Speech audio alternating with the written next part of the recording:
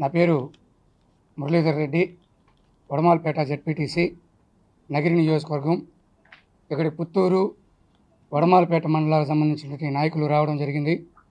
ఈ press meet ముఖ్య కారణం ఏమంటే, ఈ నెల అంటే గత నెల 25వ తేదీ నేను జెడ్పీటీసీ హోదాలో ప్రజల కోరిక మేరకు నేను అప్లాయగుంట సచివాలయము, అదేవిధంగా పత్తిపుత్తూరులో అయ్యన్నగారిపల్లిలో రైతు భరోసా కేంద్రము, బిఎంసి కేంద్రాలు ఓపెన్ చేయడం జరిగింది.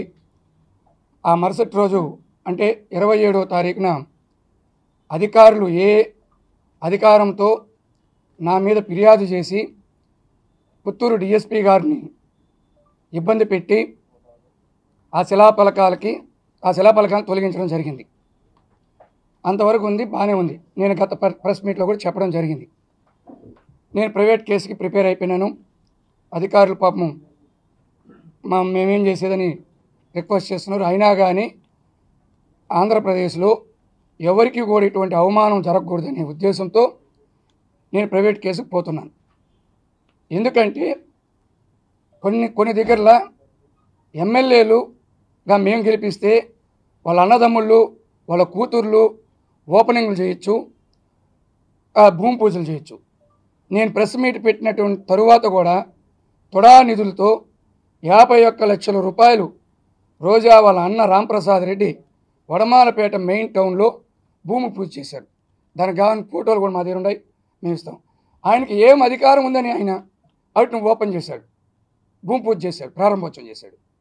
అంటే మమ్మల్ని ప్రజలు ఎన్నుకుంటే మాకు ఉన్నటువంటి హక్కుల్ని కాలరాస్తూ ఆమె శిలాఫలకాలు పెరిగించేదానికి మాత్రం టైం స్పెండ్ చేస్తోంది, అభివృద్ధికి మాత్రం టైం స్పెండ్ చేయడం లేదు. ఇంకొకటి ఏమంటే, ఇదే మంత్రి ఎమ్మెల్యేగా ఉన్నప్పుడు కాకాని గోవర్ధన్ రెడ్డి గారు హక్కుల కమిటీ చైర్మన్గా ఉన్నప్పుడు ఎస్వి యూనివర్సిటీ సెనేట్ హాల్లో మీటింగ్ పెడితే ఈమె నా హక్కులకు భంగం కలుగుతూ ఉంది, నా విషయం నాకు ప్రోటోకాల్ ప్రకారం నాకు చెప్పవలసిన విషయాలు చెప్పడం లేదని ఆ రోజు సెనేట్ హాల్లో కాకాని గోవర్ధన్ రెడ్డి గారికి ఫిర్యాదు చేసింది. అప్పుడు ఆమెకైతే ఒక న్యాయము, మాకైతే ఒక న్యాయం. ఇది జనాలకు తెలియాలనే ఉద్దేశంతో చెప్పడం జరుగుతోంది. ఇంకొకటి ఏమంటే, ఈస్ట్ ఇండియా కంపెనీ వాళ్ళు కూడా మన భారతదేశంలో ఉన్నారు, కానీ వాళ్ళు వ్యాపార నిమిత్తం వచ్చినారు, వాళ్ళు వ్యాపారం చేసుకున్నారు. కానీ మా ఎమ్మెల్యే వాళ్ళ అన్నలు ఎక్కడి నుంచో బయట నుంచి వస్తే నాన్ లోకల్ అయిన వాళ్ళని గెలిపించినాం మేము. అందుకే మా మెట్టుతో మేము కుట్టుకున్నాం. విపరీతమైన దోపిడీ చేస్తూ ల్యాండ్ వాళ్ళ ఇంట్లోనే రచ్చలు. ఆమె ఒకరికి సపోర్ట్ చేస్తుంది, ఆయన ఇంకొక ఆయనకి సపోర్ట్ చేస్తారు. అధికారులను కూడా మానసికంగా ఇబ్బంది పెడుతున్నారు వాళ్ళు. ఎప్పుడెప్పుడా మా మండలంలో కానీ మా నియోజకవర్గంలో ఎప్పుడెప్పుడా ఎలక్షన్ కోడ్ రాబోతుందా, మనం ప్రశాంతంగా ఉండబోతామా అని అధికారులందరూ తలలు పట్టుకుంటున్నారు. ఈ మాదిరిగా ఉంటే మేము ఒకటే చెప్తున్నాం మా నాయకత్వానికి. ఈరోజు ముఖ్యంగా చెప్పడం ఏమంటే, నేను ఓపెన్ చేసి ఆ శిలాఫలకాలు పెరిగించినటువంటి అప్లాయగుంట, పత్తిపుత్తూరు ఈరోజు ఓపెనింగ్ టైం 3 గంటలకు చెప్పింది. మేము అందుకే మీకు 4 గంటలకు ప్రెస్ మీట్ టైం అడిగాం. ఇప్పుడే అందిన వార్త ఏమంటే, అప్లాయగుంటలో జనాలు లేక ఒక ప్రోగ్రాం క్యాన్సిల్ అయిపోయింది. ఒక ప్రోగ్రాం క్యాన్సిల్ చేసుకుంది. ఇప్పుడు మా ఊర్లోకి ఇంతవరకు రాలేదు. అక్కడ కూడా మా ఊరిలో ఎవరు లేరు. అంతా ఈ సచివాలయం స్టాఫు, ఈ వాలంటీర్లు, ఈ మండల స్థాయి అధికారులు తప్పితే మీరు ఎవరినైనా ఒక రిపోర్ట్ని పంపించి చూసుకోండి. మీరు నాయకులతో పనుల మండలంలో ఉండే నాయకులు వాళ్ళు వాళ్ళ పనుల కోసం వాళ్ళు వస్తూ ఉంటారు.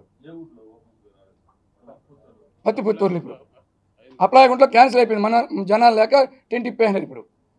కాబట్టి మేము మీ ద్వారాగా చెప్పేది ఏమంటే, మాకుండే హక్కులు మాకుంటాయి. మాకు రాజ్యాంగం కల్పించింది, చట్టం కల్పించింది. ఎమ్మెల్యేగా ఉంటే ఆమె ఏమైనా చేసుకోమని మేము వద్దని చెప్పలా.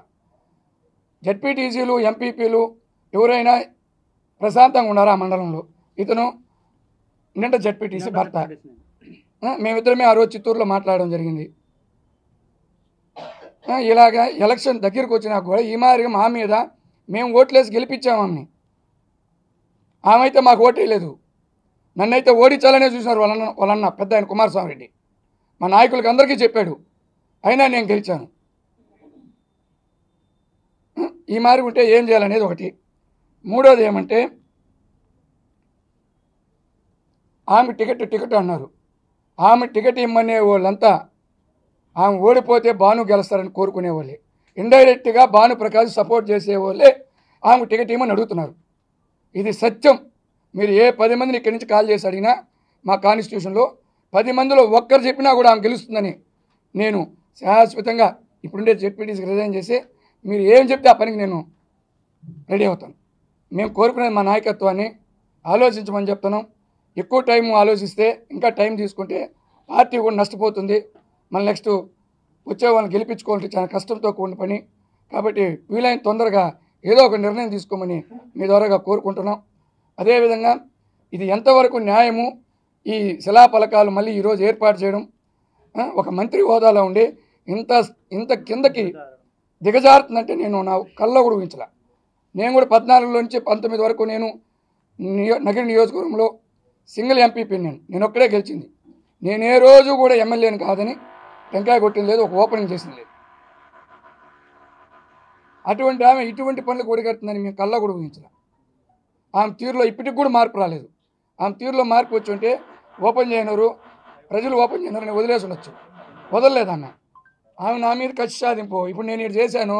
నిండ్రలో ఆమెకి జెడ్పీటీసీ మా క్యాండిడేటు ఎంపీ సర్పంచులు 10 మంది ఉన్నారు. అక్కడ రెడీగా 2-3 బిల్డింగ్లు ఉన్నాయి. అవి వాళ్ళు ఓపెన్ చేస్తారు. ఏదో ఒకటి మనకు టికెట్ వస్తుందో రాదో ఇచ్చినా మనం గెలిచే పరిస్థితుల్లో లేము. ఆమెనే వ్యతిరేకిస్తారు, పార్టీని ఎవరు వ్యతిరేకించడం లేదు. అవును, వాళ్ళు తెలుగుదేశంలో నుంచి ఈ పార్టీలోకి వచ్చినారు చూడు. తెలుగుదేశంలో నుంచి 2019 ఎలక్షన్ అయిపోయినాక అక్కడి నుంచి ఇక్కడికి మైగ్రేట్ అయినారు. వాళ్ళే ఆమె టికెట్ కావాలన్నారు. ఓల్డ్ కాంగ్రెస్ వాళ్ళు కానీ ఓల్డ్ వైసీపీ వాళ్ళు కానీ గెలిచే ప్రసక్తే ఉండదని మేము మా పార్టీకి కరాఖండిగా చెప్పినాము. ఎవరికి ఇచ్చినా పార్టీ మీద అసంతృప్తి లేదు. ఎమ్మెల్యే మీద వాళ్ళ అన్నల మీదనే అసంతృప్తి ఉండేది, పార్టీ మీద లేదు. మేము ఆల్రెడీ చేసేసినాము. మేము 5 మండలాల్లో ఆల్రెడీ మా హైకమాండ్కి చెప్పడం జరిగింది. అన్నీ 5 మండలాలు: నిండ్ర, విజయపురం, నగిరి, పుత్తూరు, వడమాలపేట. మా అధిష్టానం ఎవరికి చెబితే వాళ్ళకి మేము పనిచేసేదానికి రెడీగా ఉన్నాం. ఎవరికి ఇచ్చినా మేము కూడా పనిచేస్తాం. గెలవకపోతే మేమేం చేయలేం. అప్పుడు కూడా నెపం మానేకి వస్తుంది. మేము చక్రపాణి రెడ్డికి ఇచ్చినా ఇబ్బంది లేదు, పుత్తూరు ఏలుమలైకి ఇచ్చినా ఇబ్బంది లేదు, మీకు ఇచ్చినా ఇబ్బంది లేదు. మాకు మా శక్తి కోసం మేము 19లో 14లో ఆమెను గెలిపెట్ట ట్రై చేసినామో అదే మరి. ఇప్పుడు మా వాళ్ళంతా ఒకే నినాదం, లోకల్ వాడికే టికెట్ కావాలన్నారు, బయట వాళ్ళకి ఇస్తే మేము చేయమన్నారు. లోకల్ వాడికే టికెట్ కావాలన్నారు. ఇప్పుడు ఆమెను ఎక్కడి నుంచో తీసుకొచ్చారు. ఆమె 2 మాటలు ఓడిపోయింది. ఇంకొక మాట, నేను 2006 నుంచి చెంగారెడ్డి మంత్రి అయినప్పటి నుంచి నేను కీ పాలిటిక్స్ చేస్తున్నా.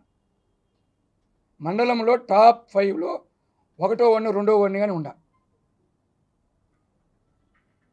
మాకు జెడ్పీటీసీ టికెట్ ఇచ్చేది ఆమె 2 మాటలు తెలుగుదేశంలో ఓడిపోయింది. ఆమె నగిరిలో ఒకసారి, చంద్రగిరిలో ఒకసారి. ఆ 2014లో నేను ఎంపీపీగా నిలబడిపోయింటే ఆ రోజు కూడా ఆమె ఓడిపోయి ఉంటుంది. ఆ రోజు కూడా నా మండలం నేను ఒక్కడే ఎంపీపీ. నా మండలంలోనే జెడ్పీటీసీ ఎంపీపీ గెలిచింది. ఆ రోజు కూడా 1780 ఓట్లు నా మెజార్టీ. మాకు అంత ఆర్థిక స్తోమత లేదన్నా. మా వ్యతిరేక వర్గం మొత్తం అభిప్రాయం ఇది. ఎస్, మేము ఎవరు వినిపించినా మేము ఒకరు వినిపించినట్టే, వాళ్ళు వినిపించినట్టే మేము వినిపించినట్టే. ఆడ కాన్నాడు రవిశేఖర్ రాజు, ఆయన లక్ష్మీపతి రాజు,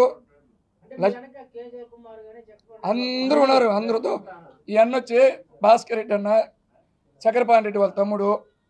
ఈయన గతంలో ఎంపీపీ కావాలన్న వ్యక్తిని, మీకు తెలుసు ఆ సన్నివేశం, హైడ్రామా అంతా. ఆమె సినిమా మేము దాంతో పోటీ పడలేకపోతున్నాం. మా పార్టీ గమ్మునుంటే పోటీ పడతాం, దాంట్లో కూడా వెనకాడికి వెళ్ళాం. మా పార్టీ అపోజిషన్ ఉంటే మేము పోటీ పడి ఉండేవాళ్ళం.